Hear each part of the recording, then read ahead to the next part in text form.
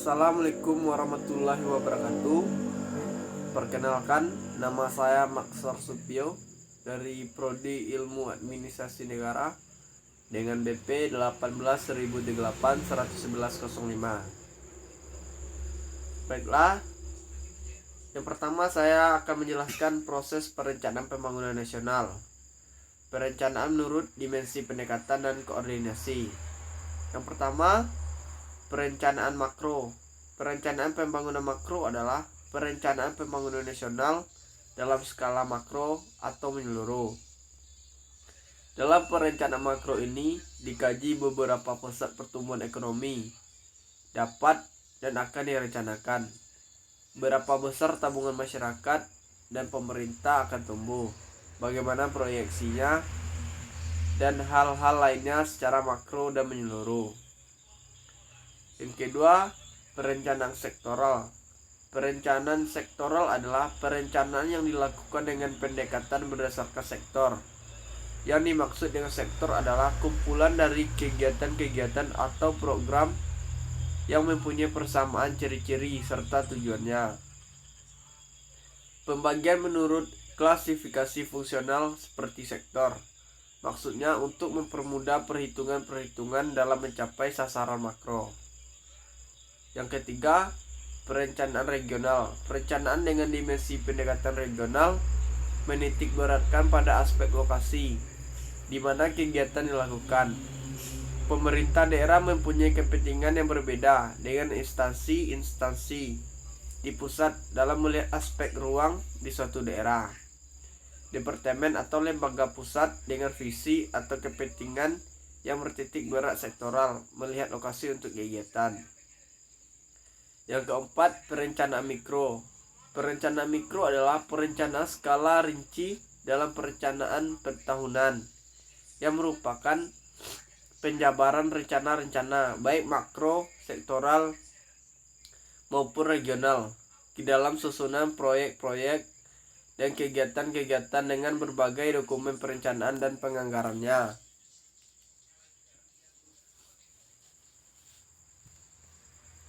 Yang kedua, saya akan menjelaskan istilah pembangunan daerah. Yang pertama, yaitu RPJPN, yaitu Rencana Pembangunan Jangka Panjang Nasional.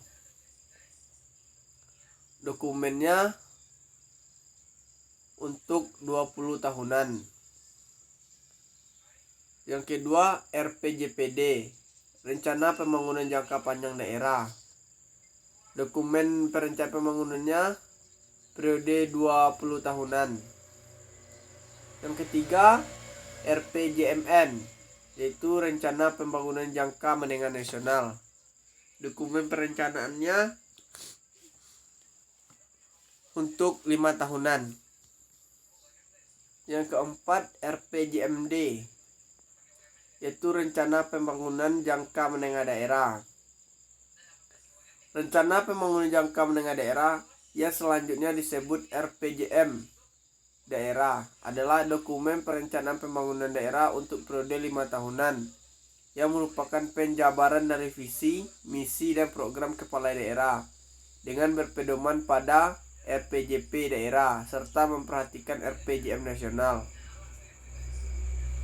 Yang kelima, Renstra KL, Rencana Strategis Kementerian atau Lembaga. Dokumen perencanaannya untuk 5 tahunan. Yang terakhir, Renstra SKPD, yaitu Rencana Strategis Satuan Kerja Perangkat Daerah. Dokumennya untuk 5 tahunan. Yang ketiga, saya akan menjelaskan tentang sistem perencanaan pembangunan nasional.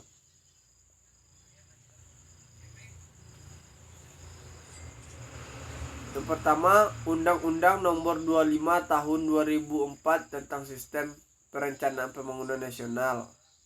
Yang kedua, Undang-Undang Nomor 23 Tahun 2-14 tentang Pemerintahan Daerah. Yang ketiga, PP 08 atau 2008 tentang tahapan, tata cara penyusunan, pengendalian, dan evaluasi pelaksanaan rencana pembangunan daerah. Yang keempat, Permendagri 54 atau 2010 tentang pelaksanaan PP 08 atau 2008.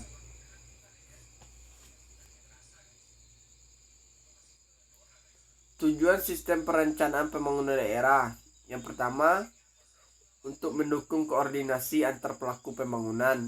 Yang kedua, menjamin terciptanya integrasi, sinkronisasi antar daerah. Yang ketiga, mengoptimalkan partisipasi masyarakat. Yang keempat, menjamin keterkaitan atau konsistensi antara perencanaan dan pengawasan. Yang kelima, menjamin terciptanya penggunaan sumber daya secara efisien, efektif, berkeadilan, dan berkelanjutan. Cakupan penyusunan RPJPD. Pertama, pengumpulan data primer dan sekunder. Yang kedua, proses analisis SWOT, Strength, Weakness, Opportunity, Threats. Yang ketiga, proses dan analisis kondisi existing SDA, SDM, potensi ekonomi, tingkat perkembangan sosial budaya, kondisi politik hukum, serta tingkat keamanan dan ketertiban. Yang keempat, analisis keterkaitan antar sektor dan produk unggulan agar dapat diperoleh peta potensi ekonomi daerah. Yang kelima, proses perencanaan pembangunan yang lebih rasional, sistematis, dan dapat diukur, serta formulasi strategi, prioritas, dan kebijakan pembangunan dengan mempertimbangkan azab berkelanjutan dan keterpaduan. Cakupan untuk penyusunan RPJMD. Yang pertama, proses identifikasi dan analisis permasalahan aktual pembangunan untuk periode waktu 5 tahun ke depan. Yang kedua, proses identifikasi dan analisis kondisi, potensi SDA, SDM, dan berbagai aset baik tangible asset atau hardware maupun intangible asset atau software yang dimiliki pemerintah daerah. Yang ketiga, proses formulasi kebijakan indikatif, policy formulation, untuk merumuskan arah dan kebijakan pembangunan dan pengelolaan keuangan daerah untuk 5 tahun ke depan. Yang keempat, penyusunan arah kebijakan dan koordinasi pembangunan lintas satuan kerja perangkat daerah untuk 5 tahun ke depan. Yang kelima, perumusan program lintas kewilayahan dalam pemerintah daerah untuk termasuk kerangka regulasi dan skema awal yang bersifat indikatif untuk 5 tahun mendatang. Cara penyusunan Renstra. Yang pertama, proses teknoratik.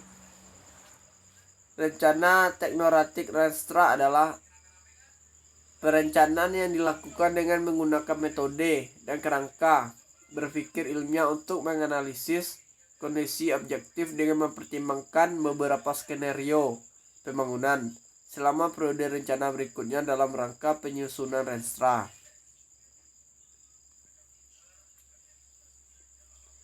Yang kedua, proses politik. Proses politik merupakan proses penyusunan Renstra yang disesuaikan dengan visi, misi, dan program prioritas Presiden. Yang ketiga, penetapan Renstra. RPKMN ditetapkan dengan peraturan Presiden dan dijadikan pedoman dalam menyempurnakan rancangan Renstra menjadi Renstra. Rancangan Renstra ditetapkan menjadi Renstra dengan peraturan pimpinan institusi atau lembaga dan disampaikan kepada Menteri Negara Perencanaan Pembangunan Nasional atau Kepala Badan Perencanaan Pembangunan Nasional, Menteri Dalam Negeri, Menteri Keuangan, dan Menteri Pendayagunaan Aparatur Negara.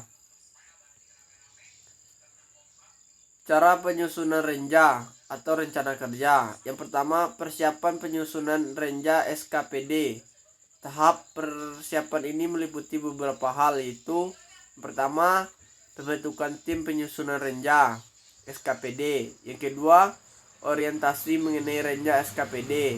Yang ketiga, penyusunan agenda kerja. Yang keempat, pengumpulan data dan informasi. Yang kedua, penyusunan rancangan renja SKPD.